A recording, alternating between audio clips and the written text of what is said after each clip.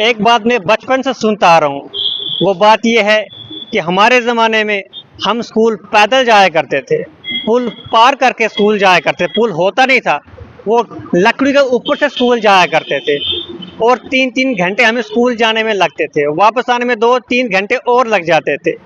ये बातें मैं बचपन से सुनता आ रहा हूँ और अभी भी सुनता हूँ, लेकिन इनमें कितनी सच्चाई है वो तो आपको भी मालूम है। कल यानी कि एक दिन पहले हम मोंगरी की तरफ गए थे, पंचेरी की तरफ गए थे और वहाँ पर मैंने बच्चे कुछ देखे जो कि स्कूल से घर की ओर आए थे। 3 बजे का टाइम था और वो बच्चे, उन बच्चों से हमने बात की तो उनका कहना था कि हमें स्कूल जाने में लगभग 1.5 घंटा लगता है और 1.5 घंटा वापस जाने में लगता है। कुल मिला के 3 घंटे उनके स्कूल में लग जाते हैं आने जाने में, रास्ते में।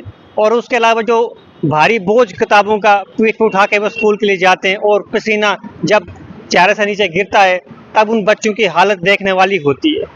मुझे तो ये लगा था कि ये जो लाइफ है ये अब ख़त्म हो गई है, जो कि बचपन में मैं भी इसी तरह से अपनी लाइफ को चलाता था।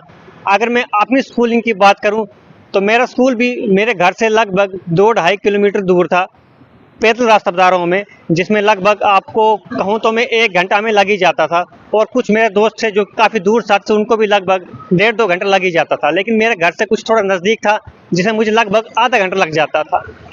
लेकिन स्कूल जाते जाते हमें जितनी मेहनत करनी पड़ती थी और वापस आते आते जितनी मेहनत लगती थी वो हमें कभी मेहनत लगी नहीं। उसका कारण ये है कि हम रहे गांव देहाती में पढ़ने वाले लड़के और हमारे जो जितने भी दोस्त थे वो सारे गांव में पढ़ने वाले थे। सब साथ में स्कूल पैदल जाते थे और सब स्कूल से शाम को वापस आते थे। कभी कभी शाम के टाइम हमें मालूम होता कि इस टाइम पर बस आने वाली है और हम उस बस का वेट करते भी थे, लेकिन जो ड्राइवर उस्ताद लोग होते थे वो भी लड़कों को कम ही बस में बैठाते थे और जो कुछ गिने चुने बच्चे, स्पेशल बच्चे होते जो थोड़े स्पेशल होते, उनको ही बस में मौका मिलता था बैठने का और बाकी बच्चों को पैदल अपने घर की ओर रवानगी करनी पड़ती थी।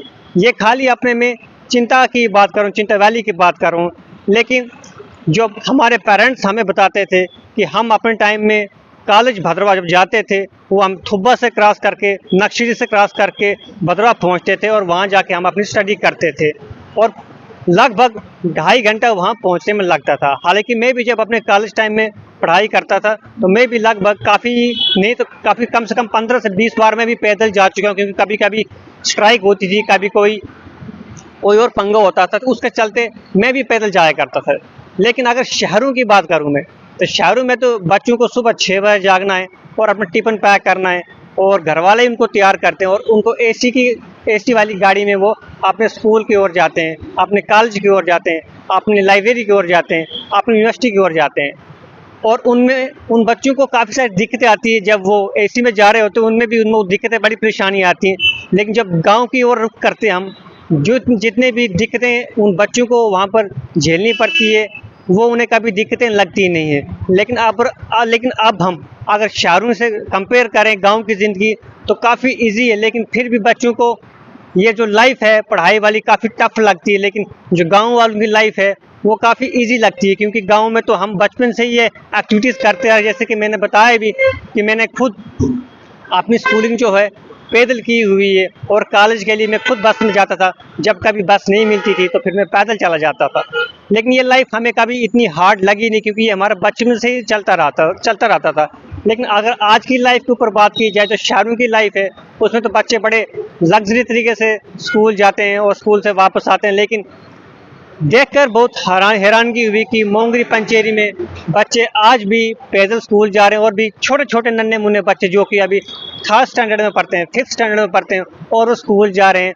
और उसमें बच्चे ये भी कहते हैं कि हमारे स्कूल में टीचर्स की भी कमी है, वहाँ पर 2-4 टीचर जो हमें पढ़ाते हैं और बाकी हमारे पास स्टाफ की बड़ी कमी है। लेकिन 21st सेंचुरी में आज भी बच्चे पैदल जा रहे हैं, ये काफ़ी हैरानगी वाली बात है। और कुछ जगहों पर तो बच्चे नाले पार करके भी जाते हैं और कभी कभी जब बारिश या फ्लड आते हैं और तब भी नाले पार करके जाते हैं। उनमें से मैं भी एक बच्चा हूँ जो कि नाला पार करके जाता था। कभी कभी तो कुछ दोस्तों के शूज़ भी पानी में आगे तक चल जाते थे और फिर वो मिलते भी नहीं थे।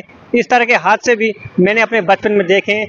अगर गांव की लाइफ का बताऊं मैं तो गांव की लाइफ बहुत हार्ड वर्किंग है, जो कि हमें कभी लगती नहीं है। क्यों? इसका कारण मैंने आपको बताया कि हमारा हार्ड वर्क ऐसा होता है कि हम स्कूल को जाने से पहले सुबह खेतों में जाते हैं और वहाँ पर वो मक्कियों की खुदाई करते हैं। उसके बाद घर में आते हो तो घर का काम है, पानी लाना, कुछ और घर के काम है, खेतों के काम है। सारे काम करने के बाद हम स्कूल के लिए जाते थे और उसके बाद शाम को फिर आना, फिर शाम को खेतों में जाना और जो घर के बाकी काम फिर करना। लेकिन आजकल शहरों में बच्चों को इस तरह की कोई भी परेशानी उठानी नहीं पड़ती है। ना उनको सुबह कुछ काम करना पड़ता है, ना कुछ शाम को काम करना पड़ता है, क्योंकि आप थोड़ा डिजिटल इंडिया की तरफ रुख कर रहे हैं। आप अपना काम जो है सुविधाओं की ओर हम ज़्यादा लेते जा रहे हैं और ये कभी बुरी बात भी नहीं, अच्छी बात है। लेकिन 21st सेंचुरी में भी बच्चे आज भी पैदल स्कूल जा रहे हैं, डेढ़ डेढ़ घंटा स्कूल में जाने में लग रहा है। तो फिर सोचिए कि आने वाले समय में ये जो दुख हमें बच्चों का देखने को मिल रहा है ये कब पूरा होगा। लेकिन मुझे लगता नहीं कि ये जो दुख बच्चे आज झेल रहे हैं वो आने वाले समय में जल्दी खत्म होंगे। ऐसे बहुत सारे स्कूल हैं जम्मू कश्मीर में, ऐसे ऐसे पहाड़ों पर स्कूल हैं जहाँ पर बच्चे आज भी पैदल जाते हैं। चाहे आप प्राइमरी स्कूल की बात करो, हायर सेकेंडरी की बात करो, यूनिवर्सिटी की बात करो या फिर किसी और की बात करो, लेकिन बच्चों को अभी भी दुख और परेशानी गाँव में झेलनी पड़ती है। लेकिन शहरों में तो बच्चों को इस तरह की कोई भी परेशानी नहीं है। लिहाजा सरकार से ये निवेदन भी है कि जहाँ जहाँ ऐसे स्कूल है वहाँ पर बच्चों के लिए कुछ ऐसी सुविधाएं बनाई जाए ताकि उनको भी बस की सुविधा मिले और जो स्कूल है वो कम से कम नज़दीक एरिया में रखा जाए जहाँ पर बच्चों को ज़्यादा पैदल चलने की ज़रूरत ना पड़े। जहाँ की हमने देखा कि मोंगरी बच्चे 1.5 घंटा स्कूल जाने में लगा रहे हैं और वापस आने में 1.5 घंटा और लगा रहे हैं। तो ये बहुत शर्म की बात है कि 21st सेंचुरी में भी आज भी बच्चे स्कूल पैदल जा रहे हैं।